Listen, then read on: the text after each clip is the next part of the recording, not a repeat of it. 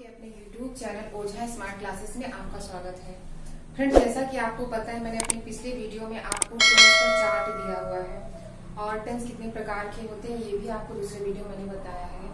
तो आज उसी क्रम में हम आपको तीसरे पार्ट के बारे में पढ़ाने चल रहे हैं कि टेंस कैसे होते हैं, कैसे उसका यूज किया जाता है। उसके पहले वो फ्रेंड्स जो हमारे नए हैं उस चैनल को सब्सक्राइब कर लें और जो फ्रेंड्स पहले से ही देख रहे हैं वो इसे लाइक शेयर सब्सक्राइब करना ना भूलें। तो आइए फ्रेंड्स, लेट ना करते इसको हम स्टार्ट करते हैं। टेंस में हमने आपको पहले बता ही दिया है कि टेंस हमारा कितने प्रकार का होता है और उसके क्या क्या रूप होते हैं। तो उसी क्रम में आज मैं आपको पढ़ाने जा रही हूँ टेंस में प्रेजेंट टेंस का पहला पार्ट जो होता है। पहले पार्ट को ही हम बोलते हैं सिंपल प्रेजेंट या फिर present indefinite tense. Present indefinite tense जो है ये हमारा पुराना नाम है, जबकि आजकल के टाइम में बस बच्चे इजीली यूज कर देते हैं सिंपल प्रेजेंट। बट आपको जानना है कि सिंपल प्रेजेंट तो इसका नाम होता ही है, इसके साथ साथ इसका एक नाम प्रेजेंट इंडेफिनिट टेंस भी होता है। ये दोनों ही नाम इसी के होते हैं।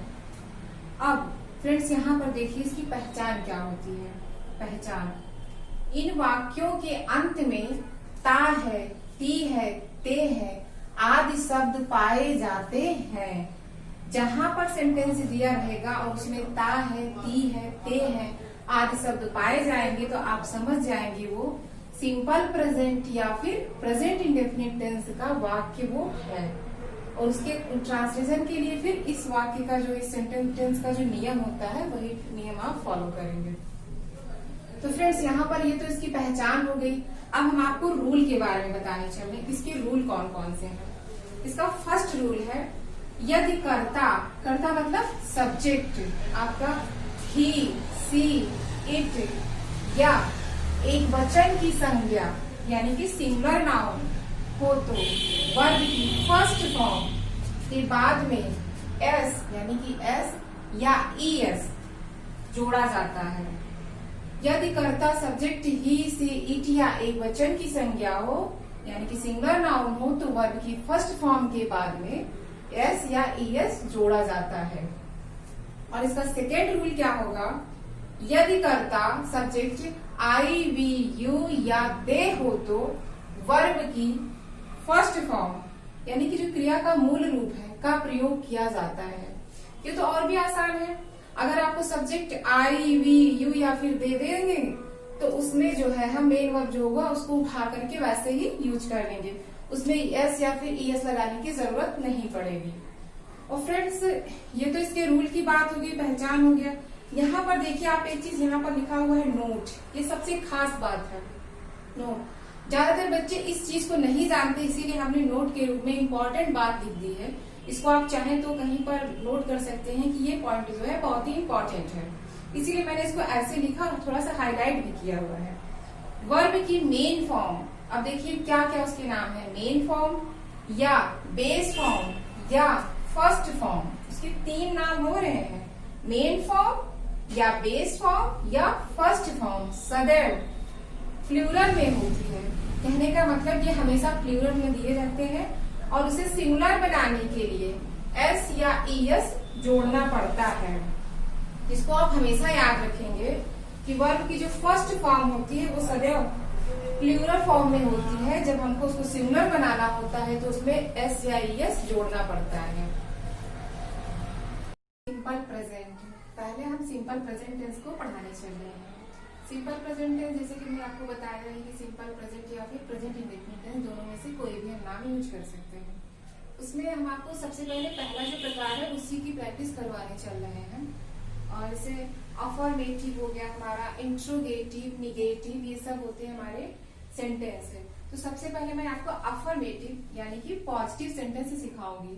अगर ये आप सीख जाएंगे तो आपको आगे निगेटिव, इंट्रोगेटिव ये सब करने में आसानी होगी। इसीलिए मैं सबसे पहले अफर्मेटिव यानी पॉजिटिव सेंटेंस की एक्सरसाइज कराने चल रही हूँ।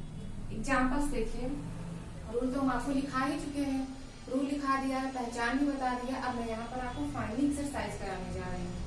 यहाँ पर हमारा पहला एग्जाम्पल है, मैं घर जाता हूँ। अब यहाँ पर देखिए हमारा सब्जेक्ट क्या हो गया, मैं हमारा सब्जेक्ट होगा तो मैं के लिए आई यूज करेंगे। उसके बाद जाता हूँ ये हमारा क्या हो जाएगा, मेन वर्ब। Main verb. और आई वी यू के साथ क्या लगता है ये तो हमने आपको बताया ही है। तो जाता हूँ यहाँ पर गो लगेगा, और घर के लिए होम। तो ये सेंटेंस हमारा फाइनली बनेगा आई गो होम। मैं घर जाता हूँ, आई गो होम। और ये हमारा साधारण वाक्य है, तो यहाँ पर हेल्पिंग वर्ब की कोई जरूरत नहीं है। निगेटिव सेंटेंस या फिर इंट्रोगेटिव सेंटेंस जब आएगा तो वहां पर हेल्पिंग वर्ब की जरूरत पड़ेगी। यहाँ पर हम एस या फिर ES का यूज करके सेंटेंस बनाएंगे। इसी चीज को हमने रूल में लिखाया है, उसको आप देखते रहिएगा अपना साथ में। नेक्स्ट सेंटेंस हमारा है राम अपने घर जाता है। ये है हमारा सेंटेंस। अब यहाँ पर देखिए सब्जेक्ट हमारा क्या है, राम। राम है ये, तो राम का तो हम राम ही लिखेंगे। अब इसकी जो मेन वर्ब है वो है जाता है। जाना को इंग्लिश में बोलते हैं गो बोलते हैं, लेकिन गो जो है वो हमारा किसमें है, प्लूरल फॉर्म में है। तो उसको हमें सिंगुलर फॉर्म में लाने के लिए जो हमारा सब्जेक्ट जो है वो सिंगुलर नाउन है, एक वचन की संज्ञा है, तो उसको हमें एक वचन बनाने के लिए जैसा कि रूल में मैंने आपको बताया है एस या ES लगाना पड़ता है। तो ठीक वैसे यहाँ पर गो के बाद हम ES लगाएंगे। और एक चीज आप और याद रखिएगा कि गो के साथ ES लगता है, कहीं कहीं पर S लगाने से भी काम चल जाता है, तो वो भी मैं आगे सेंटेंस कराऊंगी तो उसमें मैं बता दूंगी, लेकिन यहाँ पर ES लगाना पड़ेगा। ठीक है, तो राम सब्जेक्ट हमारा हो गया, फिर जाता है गोज। ठीक है, और इसके बाद कहीं पर अगर जाया जाता है तो वहां के लिए टू का यूज होता है। मेन सब्जेक्ट हुआ राम, सब्जेक्ट के बाद मेन वर्ब गो को हम सिंगुलर बनाने के लिए ES लगाएंगे।